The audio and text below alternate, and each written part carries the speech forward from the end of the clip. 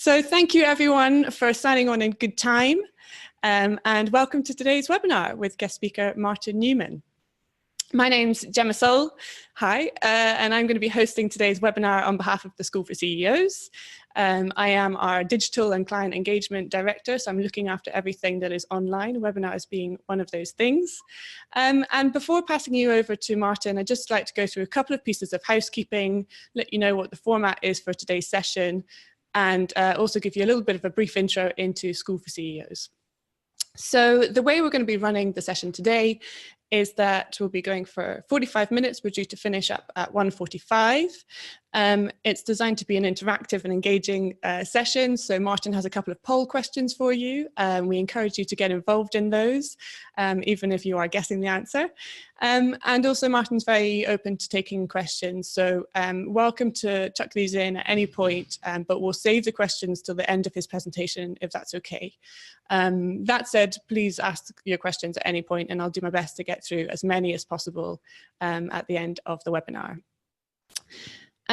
If you're having any technical issues, then try a good old-fashioned log out and log back in again, or failing that, try a different web browser, or failing that, I also sent a support link in my reminder email at around 12 o'clock today. So if you have any issues, hopefully one of those will sort it out for you.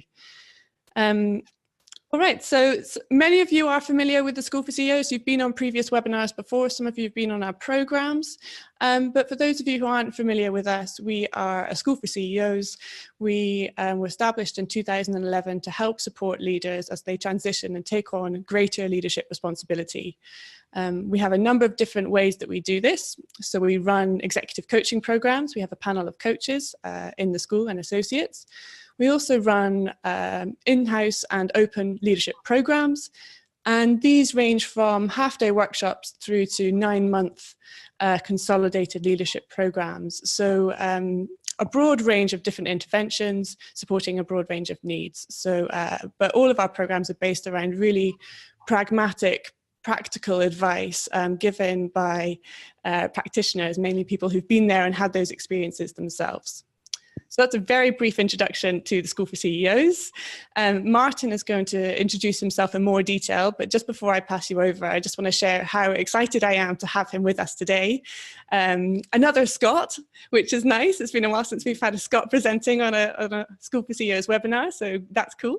But also Martin is a global leader in terms of being a customer experience champion. He's really has a global reputation in his field. So in terms of who you'd want to speak to on this topic, Martin is right up there as one of the global experts. So I'm really excited to pass over to you now, Martin. Thank you very much. Thank you everybody for joining. Appreciate you taking some time out of your busy days. And thank you, Gemma, David, and the School for CEOs for having me on to talk. So I am now going to mute, to turn off my video. I'm not going to mute myself, otherwise you won't hear me. And moving on,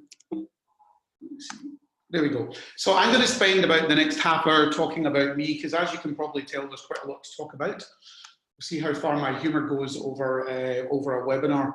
Just a little bit more about my background. If you don't know me, I've spent 37 years in or service in the retail sector, from leaving school and going straight into my father's retail optical practices. I then, over the course of my career, had the good fortune of working for some amazing brands, including Intersport, Pentland Brands, who are a multi-brand owner, Harrods, Burberry, and Ted Baker. I founded a business called Practicology, which we were able to turn into a 100-people services business, a consulting business with offices in London, Dubai, Hong Kong, Guangzhou in China, Sydney, Melbourne in Australia.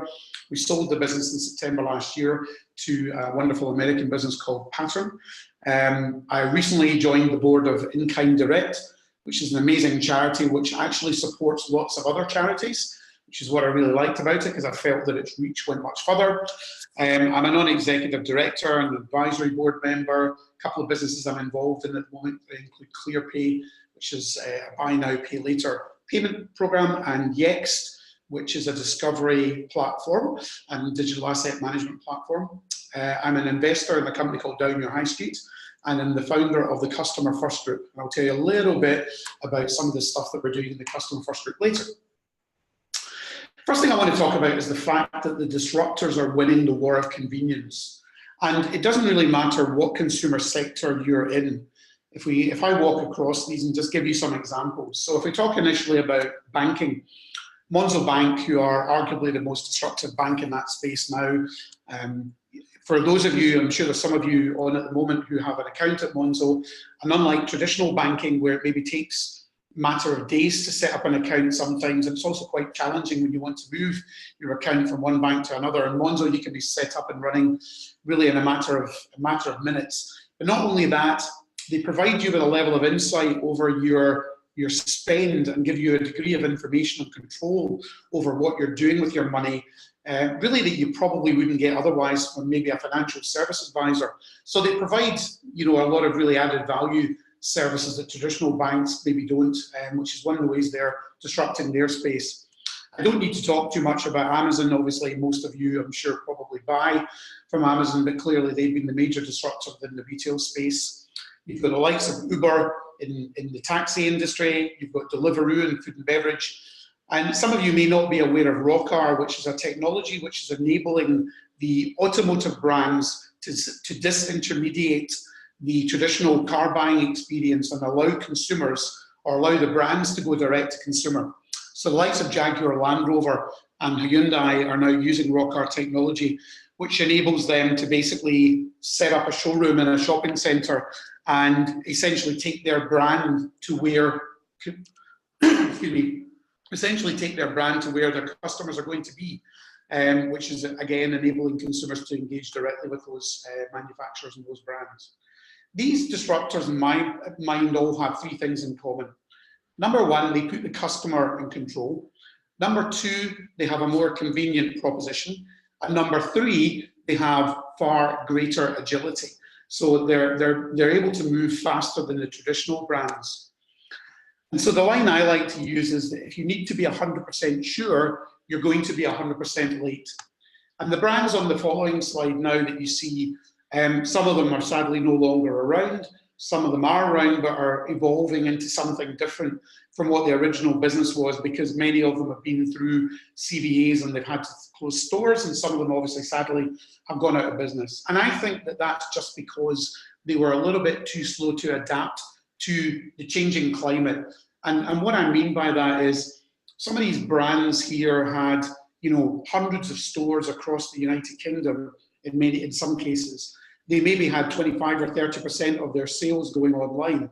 So you don't need to be a rocket scientist to work out that not all your customers are multi-channel. If all of a sudden you're generating a third of your sales online, but you've still got the same store portfolio, the chances are you've got too many stores. And I think that, as I say, some of them have just been a little bit too slow to adapt to the change. Gemma, if you don't mind, I think this would be a good time if you could maybe just run the first poll, please. Sure, I'll just get that launched.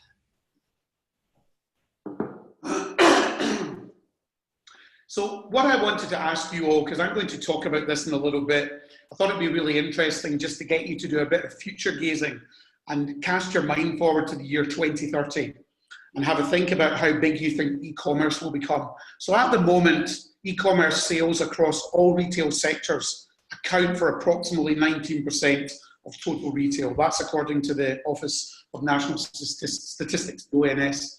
So I'd like you to tell me, in 2030, do you think e-commerce will be less than 40%, will be 40 to 60% of total retail sales, or will be more than 60%? So please, if you could vote now, I'd be grateful, and we'll have a look at that, and I can then share some insight as we move on.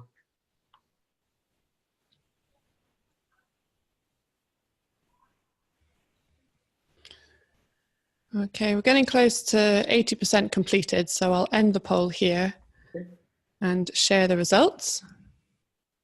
Thanks, Gemma.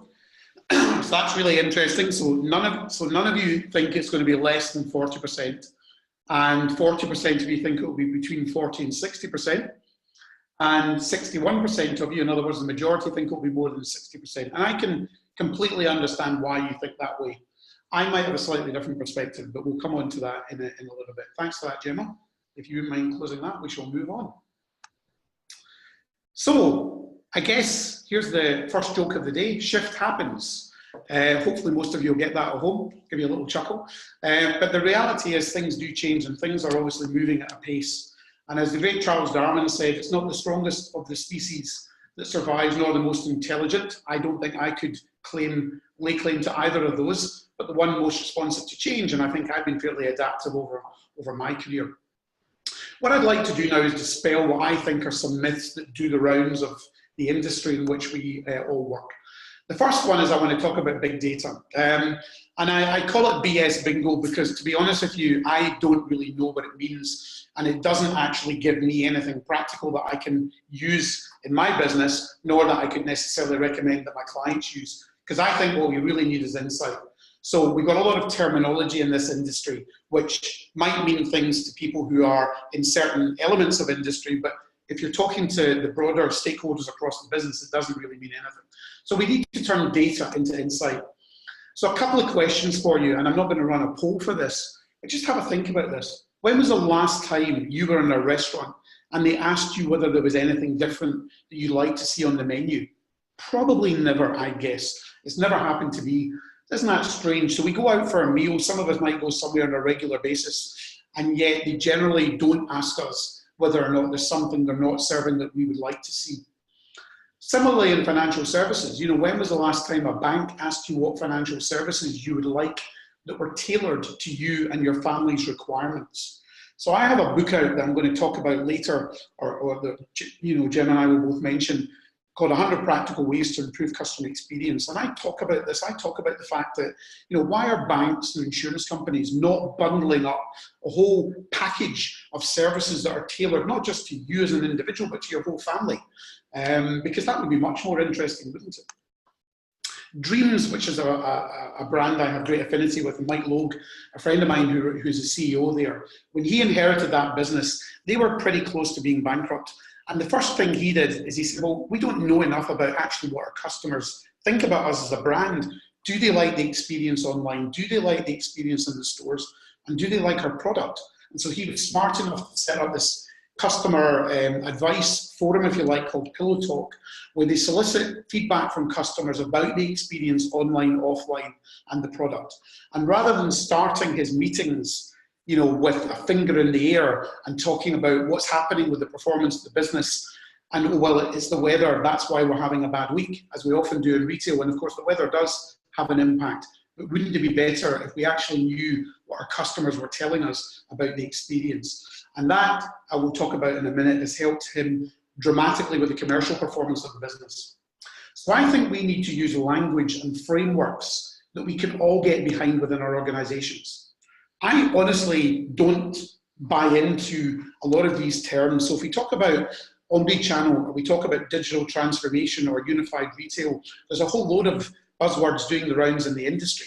And I'm not suggesting that you never talk about these, but the problem I have with these terms, if we're going to use them as a strategy or a framework for everyone in the business to get behind, you know as well as I do, if I went across 100 different retail businesses tomorrow and I spoke to 10 different people in every business and I asked them what each of these terms mean, you know I would probably get a different answer for every single one of them, because they mean different things to different people. And therefore, how can they be a sensible framework for us all to get behind within the business as we transform our organization?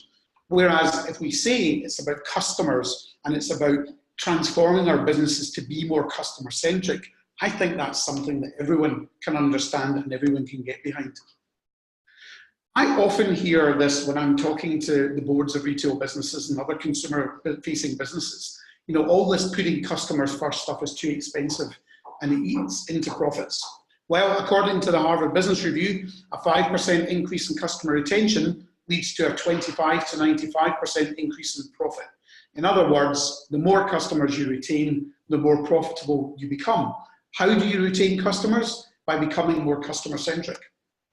And going back to dreams, this slide here is an example of the commercial impact of being an insight-led, a customer insight-led business. So Mike was able to add £100 million to the top line, the revenue, and £50 million to the bottom line over 3 or 4 years. So taking the business from pretty much being bankrupt to being a very successful retail business. I'm now going to talk about the elephant in the room.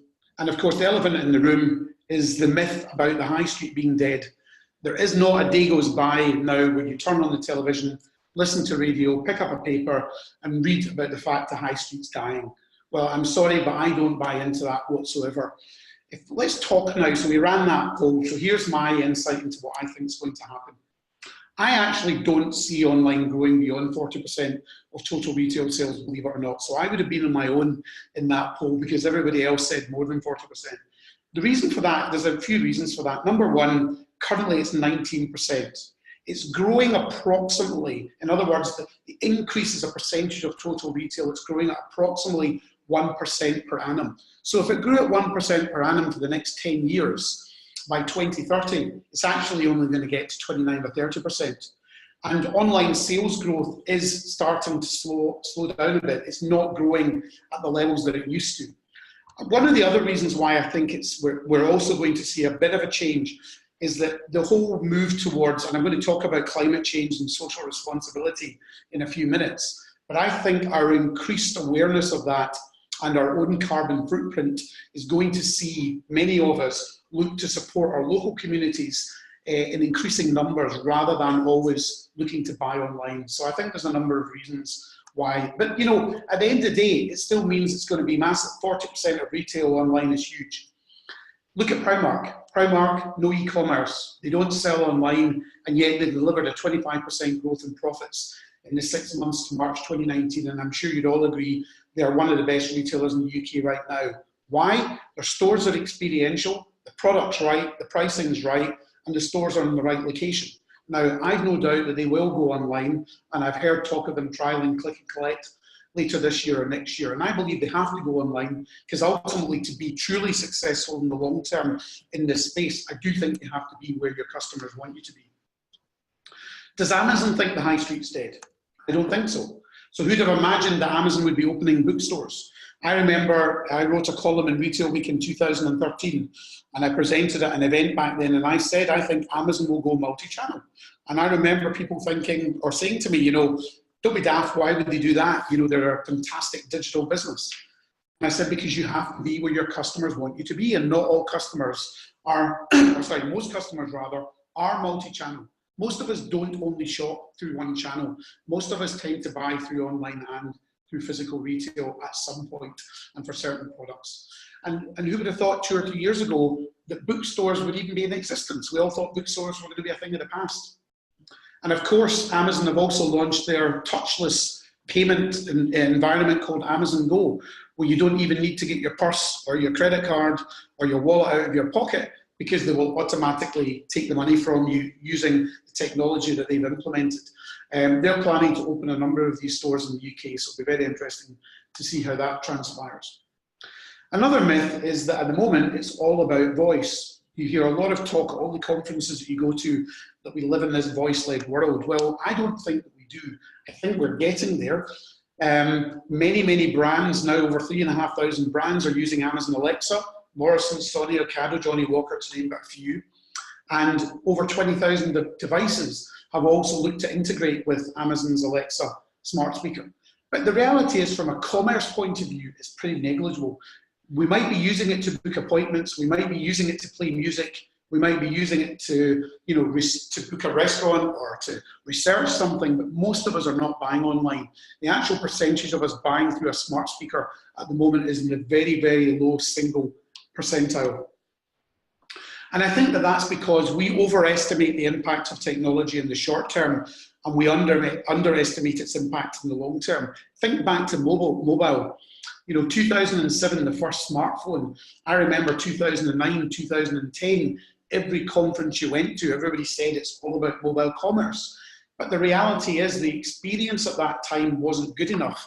You know, most consumer-facing businesses didn't have responsive or adaptive websites. And so, lo and behold, we didn't transact on a mobile device. Of course, now we're past the tipping point, and a lot of retailers now have over 50% of their sales coming through a mobile device. But that's just another example of how we tend to overestimate the impact of the short term and underestimate the long-term impact. I'm now going to talk about what I think are my key 10 drivers that I would recommend you focus on to become truly customer-centric. The first one is to be employee first and to have an employee first culture.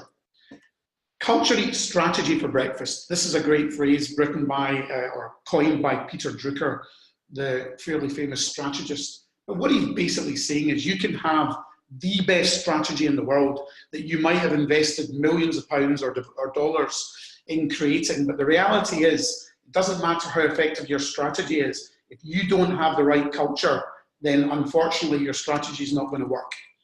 And the great Sir Richard Branson says, put your staff first, your customers second, and your shareholders third.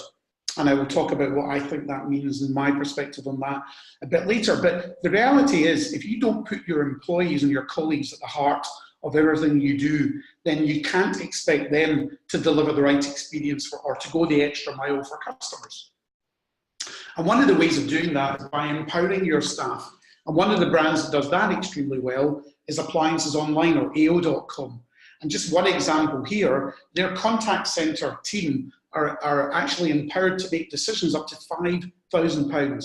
So if you bought a washing machine, a fridge freezer, a tumble dryer, whatever it is, and it's not working, you can call the contact centre. You're not asked to hold for 2 hours. You're not passed through 10 people in a decision-making chain or having to wait a week to get a decision. That person that you speak to is empowered to make a decision. That is great customer service and customer experience. The next building block for me is understanding core customer segments and what sort of experience they're looking for. So just one thing to ask you again, you can't respond to this, but just have a think about this. When was the last time you called lapsed customers within your own organization to find out why they don't buy from you anymore? Imagine the insight that you could get by phoning up 20 different customers who used to shop from you. And these could be different demographics. They might be living in different parts of the country.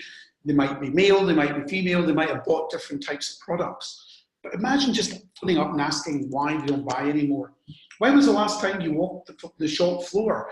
You know, the best retailers, the Terry Leahy's, or Terry Leahy used to run Tesco, Andy Bond used to run Asda, you know, the best insight they ever got was by walking the floor on a regular basis. Not only talking to customers, but talking to their colleagues, because they got such fantastic feedback about what was working well and what wasn't working well and what they needed to do to change the experience for customers and improve it. And the reality is that in most businesses, 80% of the sales are driven by 20% of the customers. So you don't need to be all things to all people.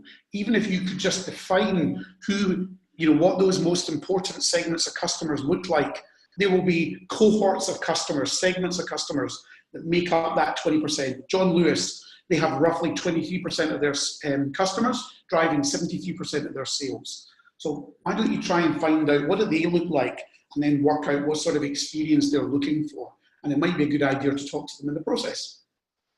The next one's about leveraging technology to empower customers. So absolutely, digital transformation, digital technology has a massive role to play, obviously, in enabling us to empower our customers and for them to have better experiences. But I never, ever would recommend starting there. I would always start with defining what is it we're trying to do in the first place for customers. And my slide here, which is probably more effective when I deliver this live, because I do ask when I'm presenting the audience to tell me what this is before I bring up the bullet points. I've been one of these sheep. I've been one of these people that have followed the market. I've also been the one at the front who's maybe been the early adopter. I implemented live chat at Ted Baker way back in 2007. I think I was the first person in fashion retail to do so.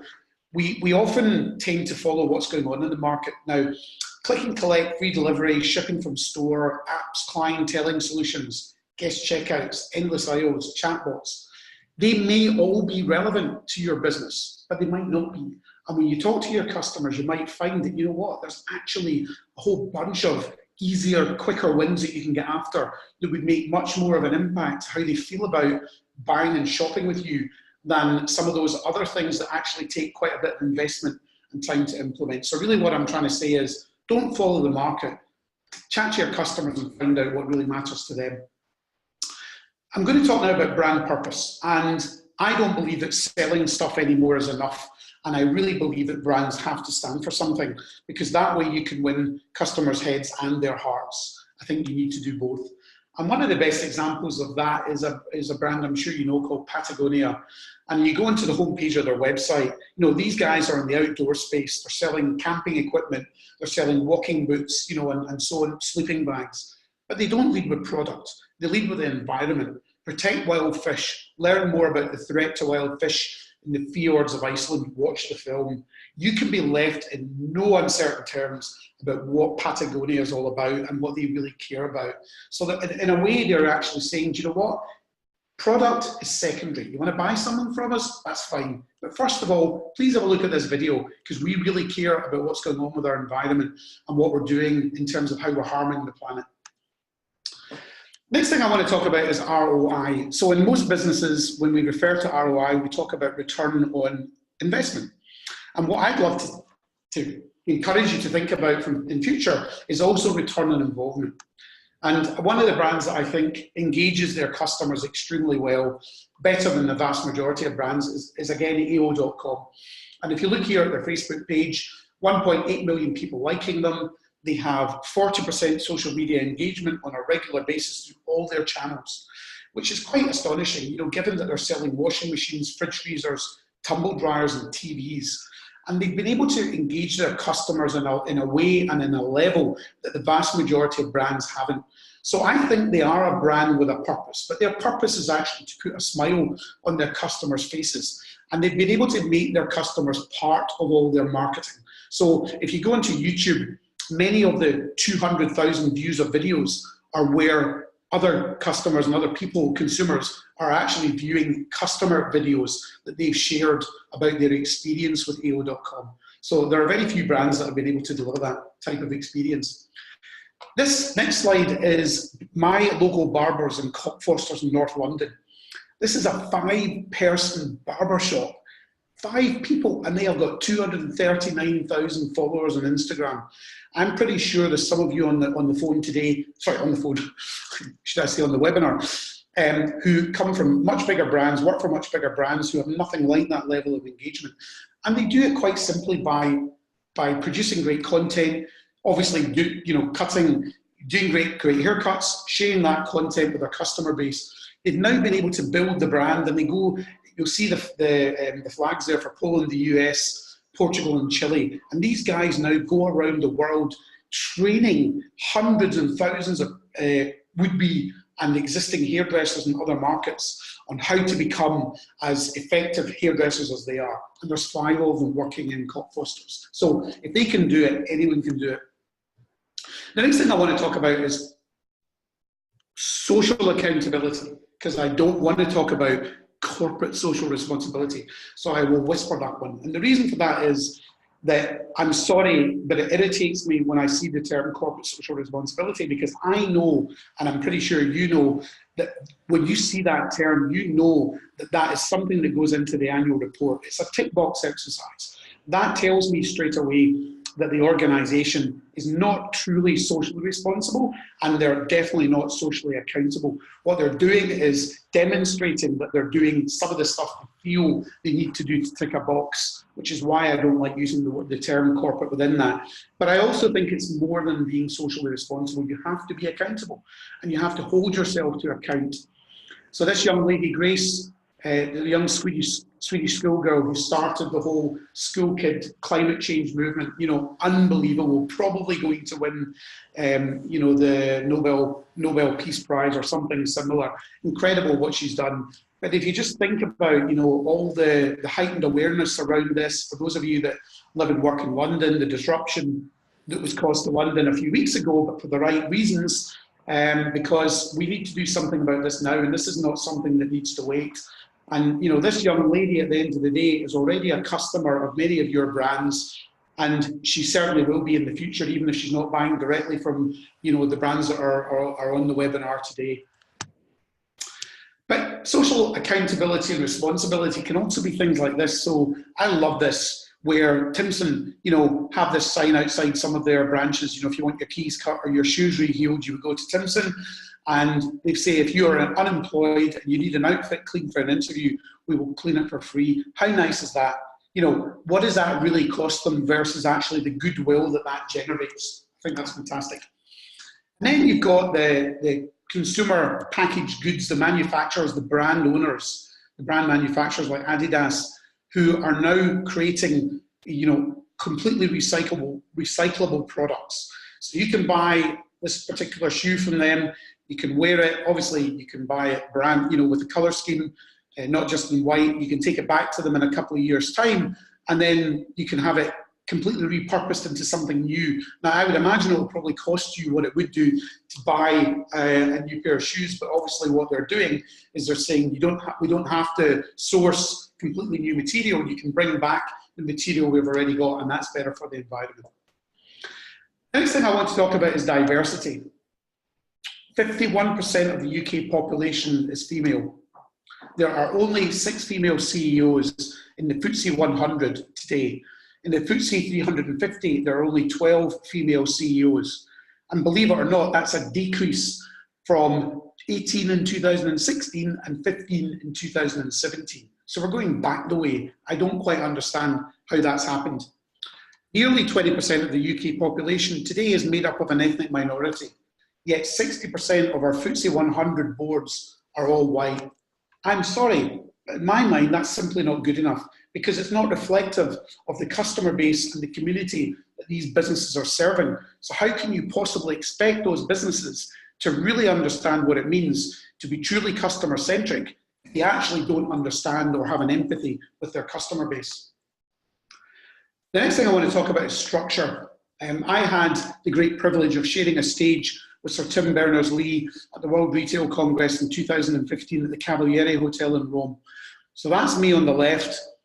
Immediately next to me is Babita Sharma of the BBC, Sir Tim Berners-Lee, and a French gentleman who's the co-founder of Von Privé, the biggest private sales site in the world.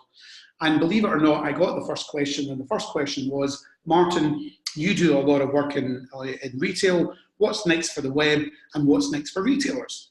And I assure you that I did have a sort of three or 4 second rabbit in the headlights moment where I was a bit flabbergasted at being asked that question about what's next for the web when the man that invented the World Wide Web was sitting next to Babita. Anyway, I said, it's not about the web. We live in a multi-channel world, but the problem with the channels is that we've actually structured our business around channels and not around the customer. So my advice is silos belong on farms and not in consumer-facing businesses. And if you want to deliver the type of experience that your customers expect, then you need to be joined up across all the channels and all the touch points. There are 99% of retailers today and other consumer-facing businesses have separate digital and e-commerce teams to their core operations. And if that's the case, you can't possibly expect to be delivering the type of seamless experience that customers are looking for if you're not working in the type of collaborative way and integrated way that I think you need to. Another way of looking at things is, again, looking at Timson, which I think is a great customer-centric business, where this is one of their slides where they put management on the bottom. Arguably, management still prop up much of what the business does, but they consider themselves to be the least important in the overall chain of things. And then they talk about all other employees, and then employees who are at the coalface, those who work with customers, and then, of course, customers themselves. Aligned with organisational structure and capabilities is return to shareholder. And I've thought for many years that this is completely at odds with having a long-term sustainable and successful business. And what I mean by that is that we all have to deliver the numbers over the next 12 months. And of course, for those of you that are in retail, we obviously live and die by what we do today, tomorrow, and next week. But the problem with that is, if we are only focusing on the next 12 months, and if we are remunerating our CEOs based on what happens in the next 12 months, then we can't expect the CEO and the board to be placing bets on things that might take 2 years or 3 years to deliver a return. And with some of the things that you need to do to become a truly customer-centric organization, it will take time and it will take investment. So I'm not suggesting that we don't need to report performance in the short term, but we need shareholders that understand we might actually have to take a step back in the short term in order to take 2 steps forward in the medium to long term. The next thing I want to talk about is creating a service culture. This is my line: a customer is for life and not just for Christmas. Now, you probably didn't see much of me at the beginning, but I'm delighted to say that I only look 28 years of age. I'm actually 53. I only look 28 because I used Dermalogica skin cream. My wife treated me to a skincare regime, and I went to Liberty in February, and I got told what sorts of products I should be using. And this is a couple of examples of the email communication that I've been receiving from Liberty.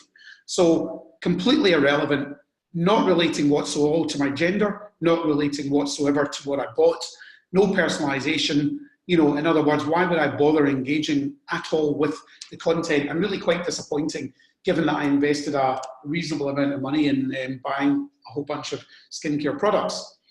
The next email here it's not a great looking email, but it's fantastic service, because I mustered up the courage to buy from John Varvatos, which is quite a premium brand that I never really had the courage of buying before. And earlier on this year, I decided to venture into their store in Conduit Street. And I was served by this sales gentleman called Paul Martin.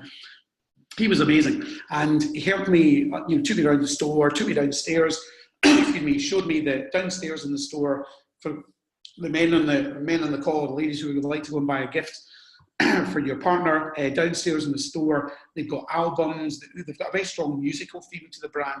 Anyway, he showed me around the store, and then when I was ready to actually try some items on, he said, just to let you know, I've left a few other items in the changing room that I think you might like based on what I've seen you select today. And of course, lo and behold, I went and bought those products. And then a couple of weeks ago, he emails me and he says, hi Martin, I hope you've been keeping well and you're out somewhere sunny. Just a few new arrivals to hopefully tempt you back into the store. Hope you have a wonderful week so far, wherever you are. Best wishes, Paul.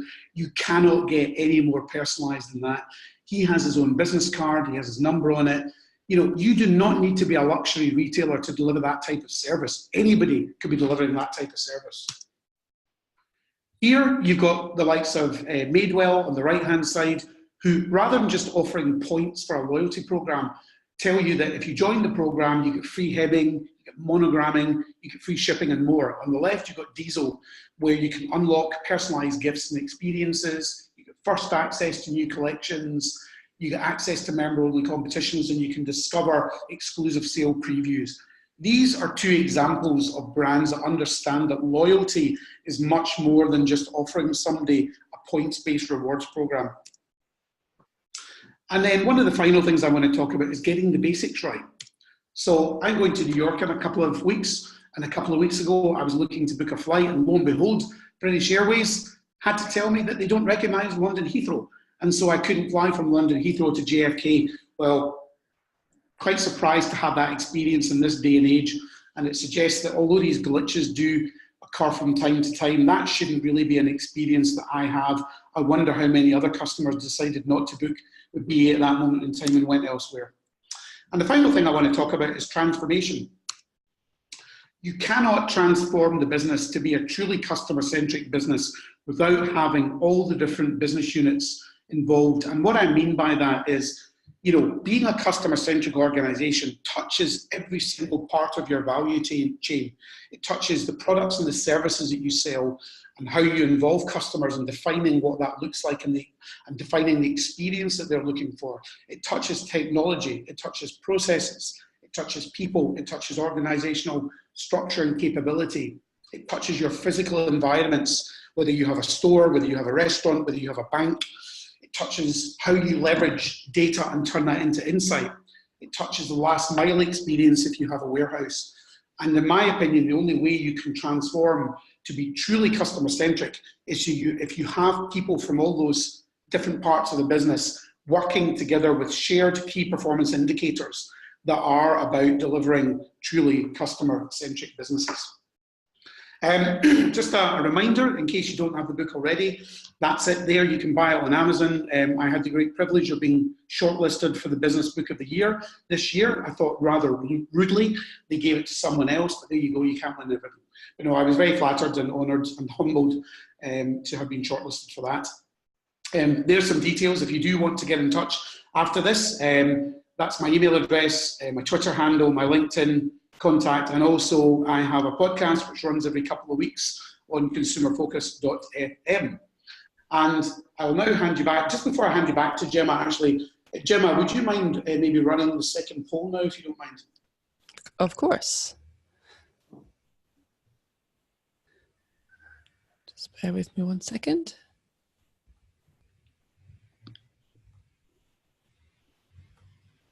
There we go.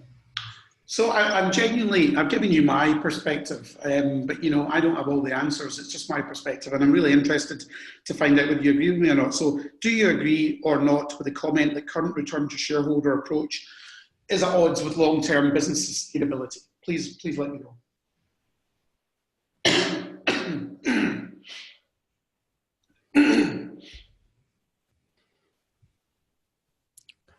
I'm going to invite you also, Martin, to turn on your webcam for questions.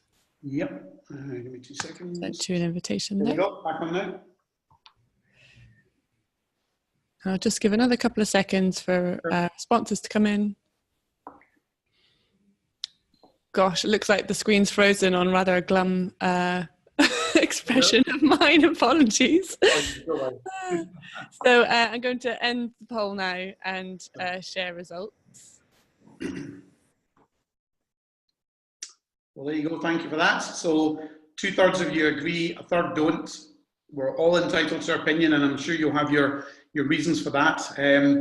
I'm obviously pleased that, well, it's an interesting topic, and I think whatever happens, it's something that you need to have a think about, depending upon your role within the organisation that you work for, having that dialogue with your shareholders, because the reality is that if you can only look 12 months down the line, really, in terms of the investments that you're making and what you need to do to transform, to really put your customers at the heart of all you do, I think we all know that that's going to have some pretty big challenges for you in the medium to long term. For some of you might not be around. For others, it might just mean that it takes you longer to get where you want to get to. But either way, I think it's definitely worth having the dialogue. So thank you very much for your feedback and for taking part. And then please let me know if you have any questions. Have people been submitting questions, Gemma, that you could run by me? Yeah, I've got one open here. Yep. Apologies, I think my camera's frozen on that expression. I can testify that Gemma doesn't look as bored as that. And I have found it very interesting, Martin. I'd like to ask you a question that's come in from Ewan, and that is, do you think online retailers are now overvalued? Great question. So presumably he's talking about online only, i.e. pure play internet businesses. I'm not convinced. No, I'm not convinced that they are. But what I think, the reverse of what I think needs to happen with online retailers is, I believe online retailers, again, like the comment I made about Amazon, have to become multi-channel. So I don't envisage that in 10 years' time, or maybe even 5 years' time, that we will only have an online retail business. I just can't see it. I think they will have to have a physical presence. They won't have. The advantage they have is they don't need to learn the lessons that established multi-channel retailers have had to learn, the painful lessons of having too many stores. They may just end up having some flagship stores in major cities, but I can't imagine them not being multi-channel. So to that point, I think they've probably got some value still that they can continue to scale and grow their business, but to continue to do that year after year, I think they will have to have a physical presence as well. Thank you. And I have another question here from Anne, which is, do you feel that customers are being saturated by being asked for feedback? And is there a good way to do this? That's a really good, excuse me, that's a really good question. I saw quite an interesting article on that today, actually, on LinkedIn. They probably are. Well, saturated, I'm not sure. I'd say the brands that do it very effectively and frequently. I think there are lots of brands that don't do it at all. I think one of the easiest ways of doing it is by using a tool like SurveyMonkey and just asking, customers that have left the website whether or not, they had a good experience. Why didn't they buy something? Did they buy? Didn't they buy? If not, why not? Was it an issue with the website? Didn't they have the product? So I think there are some short, sharp ways that we can ascertain. But again, going back to things like just talking to customers on the shop floor, when they're when they're actually in the business, when they're in the physical environment, is one of the best ways of doing it. And I promise you, you will get great insight from that. It's amazing how much customers want to share when you give them the opportunity. And they'll tell you, you know, what they like and what they don't like, but also your colleagues. I did a podcast a couple of weeks ago with a couple of amazing young ladies, one who worked for Lush and one who worked for Estee Lauder. And they gave me brilliant insight about what it was like to work in those businesses. And I feel that the majority of consumer-facing businesses don't actually listen enough to their own people. And actually, if you want to find out what's going on, start talking to your own colleagues. And again, if you were truly putting your colleagues and your employees at the heart of all you do, you would start by listening to them, and you would give them a voice to tell you what's working and what isn't working. Thank you, Martin. I have one more question here. Do you think that all businesses need to have a big social media presence, or does it suit some businesses, e.g. retailers, more than others? I know the majority of your experience. Great question. I think that you need to realise or recognise that if I take consumer-facing businesses as a whole, so whether you're whether you're selling cars, whether you're a retailer, whether you're a financial services provider, you know, whether you're in food and beverage, travel, or whatever, I think you need, my opinion is you need to be there, and that's because your customers are there. And but social media has different roles to play. And nowadays, you can sell through social media. There is such a thing as, you know, transacting through social media channels. You need to service customers in those channels, because very often consumers will expect to have a resolution to an issue by tweeting you, by commenting on Facebook or whatever it happens to be. So you kind of need to be set up to be able to deal with that. I mean, interestingly, I'm sure a lot of people saw that Lush basically said they were closing down their social media because, you know, they couldn't justify doing it anymore.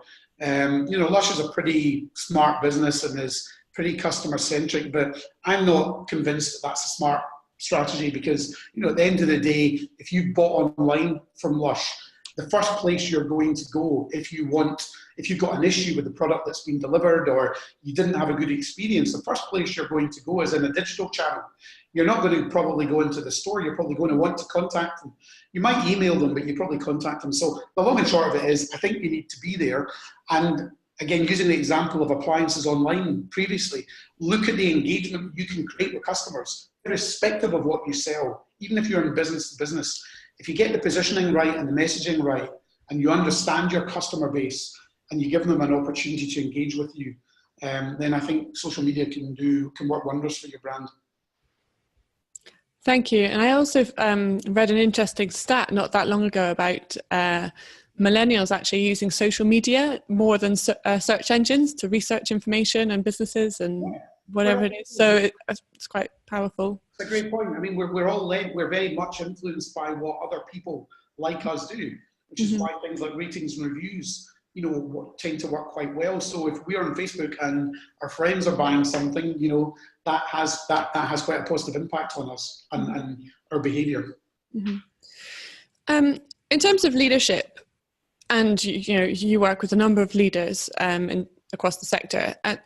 What are your observations in terms of whether it's behaviours or skills or personality traits that you see really shine through in leaders who are very, very customer-centric and do this really well? Yeah.